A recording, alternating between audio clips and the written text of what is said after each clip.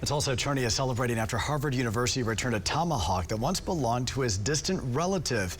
We first told you about his mission to get it back last year. And News on 6's Jonathan Cooper is live this afternoon with how it finally happened. Jonathan?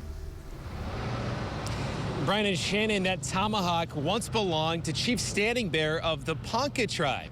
Now it's back in the Midwest. More than a year after Brett Chapman first set out to get a Native American artifact returned to the Ponca tribe, the Tulsa attorney says his goal is complete.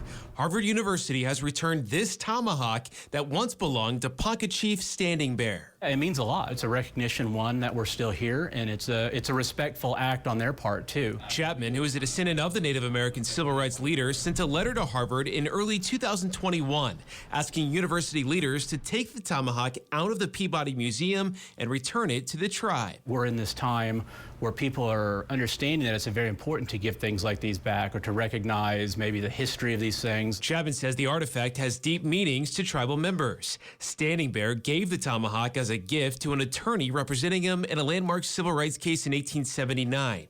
That Tomahawk was eventually passed down and given to Harvard more than 100 years later. Chapman says the university has now not only agreed to return the Tomahawk, but also funeral artifacts of a Ponca woman. That was actually a real-life person that, had a real life, and they deserve to be treated with respect. The Ponca tribe of Nebraska now has possession of both, and Chapman says future plans are in the works. So if, the Ponca tribe up there wants to put it in a museum, that's great.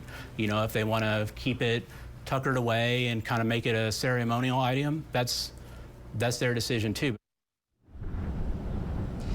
Now, Harvard University said in a release that this is part of increased efforts by the museum to return tribal artifacts to their tribes of origin. Reporting live in Tulsa tonight, Jonathan Cooper, Oklahoma's Own News on 6.